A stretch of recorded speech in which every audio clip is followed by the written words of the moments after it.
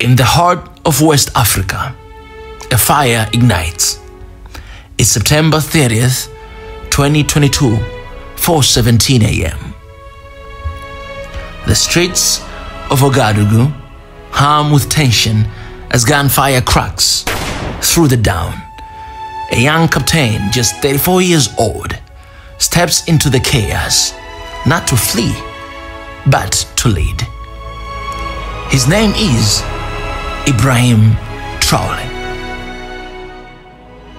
And in that moment, he seizes the reins of Burkina Faso's destiny. There is no ordinary story.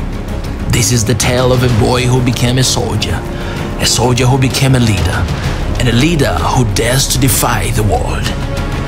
From the dust crossroads of his childhood, the blood-soaked battlefields of today, Captain Traore's journey is one of courage, sacrifice, and unrelenting fights for his people. Welcome to the rise of a warrior leader.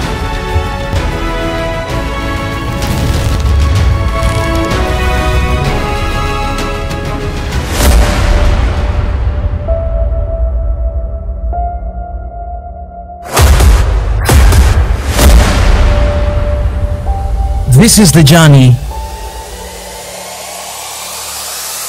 to one Africa.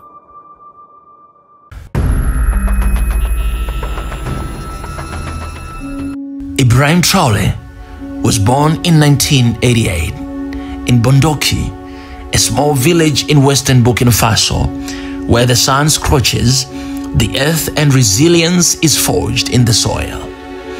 As a child, he walked miles to school, his bare feet kicking up red dust, dreaming not of power, but of understanding the world beneath him. By his teenage years, he would earn a spot at the University of Ouagadougou, studying geology, mapping the land he would one day fight to reclaim. But the earth wasn't his only calling. In 2009, at 21, he traded textbooks for a rifle, enlisting in Burkinabe army. His rise was swift. Morocco trained him in anti-aircraft warfare. Mali tested him as a UN peacekeeper, where he faced gunfire and earned scars. By 2020, now a captain who'd seen enough soldiers sent to die with rusted weapons, villages burned by jihadists, politicians growing fat, while the people starved. On September 30, 2022, he acted, leading a band of loyal soldiers.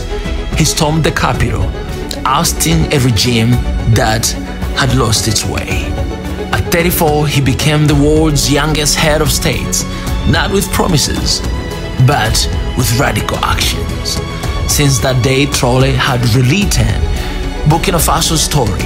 He expelled French troops, ending decades of neo-colonial grip, and turned to Russia and Turkey for drones and arms.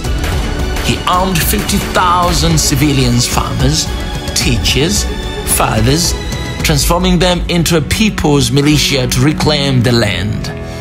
Gold mines, once plundered by foreign fans, now fuel the nation's coffers under his watch.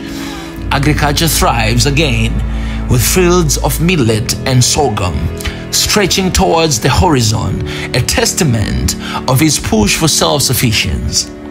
In just over 2 years, he's built roads, electrified villages, and armed a military that strikes fear into his sergeants.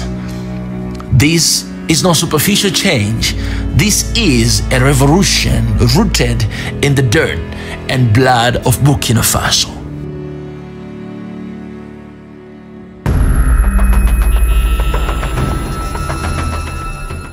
But victory comes at a cost.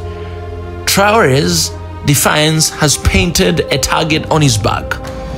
Since taking power, he survived at least 6 assassination attempts, and these are the ones recorded, each a chilling reminder of the forces aligned against him. Attempt number 1, October 2022. Days after the coup, A sniper's bullet grazed his shoulder as he inspected troops. He didn't flinch, but ordered the hunt for the shooter. March 2023, a car bomb detonated near his convoy in Ouagadougou, killing 2 guards. Traore emerged from the wrecked unscathed, barking orders through the smoke. In July 2023, poison laced his meal during a meeting with regional leaders. A loyal aide detected the scent, the plot unraveled. December 2023, drones buzzed over his residence, dropping explosives. His anti-aircraft training kicked in. He shot one down himself. June 2024, a traitor in his rank opened fire during a strategy session. The bullet missed his heart by inches. The traitor didn't live to sit down. January 2025, ambush on a rural road. Gunmen in the night. Traore fought back, pistol in hand, until reinforcements arrived. Each attempt failed, but each left scars on his body, his men, his nation. Jihadist still holds the north, the shadow creeping closer. The Barcelogo massacre on 2024, where 133 civilians died, haunts him, a wound he carried as he pushes his army harder. Critics calls him a dictator for delaying election, extending his rule by 5 years. He fires back: peace before politics, freedom before ballots. His supporters cheers, his enemies plot. Yet, through the fire, Traore stands taller. His resilience is legendary. Soldiers whisper of a man who sleeps with one eye open, who walks among them on the front lines, who laughs in the face of death. His people shield him, not out of fear, but out of love. Village elders bless him with prayers. Mothers name their sons Ibrahim. In the street they chant, "The upright man rises again," echoing the spirit of Thomas Sankara, the murdered revolutionary hero. He fights not for glory, but for survival. Drones now patrols the striking Sergeant's camp. The AES Confederation, Burkina Faso, Mali, Niger, stands as his shield against Western pressures. Gold revenues, build schools, harvest fed the hungry. Step by step, he's dragging Burkina Faso from the ashes, proving a small nation can defy giants. He fights not for glory, but for survival. He fights not for himself, but for the children of Burkina Faso and the next generation. He fights not for the power, but he fights for the belief of his people and his country and his legacy to make Burkina Faso complete independent from them all.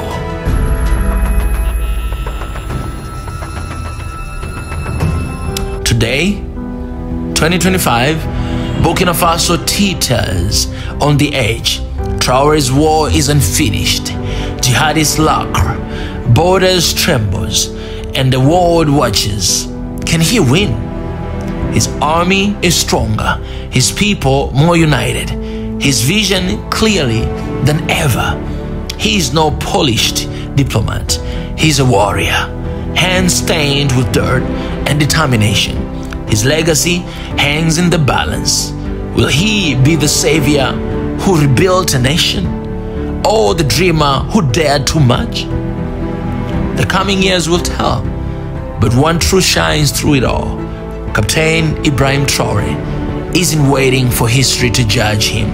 He is writing it himself. The sunsets over Ouagadougou, casting long shadows across the land reborn in struggle. A young boy walks the same dust path Traore once did, dreaming of a future unshackled. In the distance, a drone hums. A soldier stands guard. A leader plans.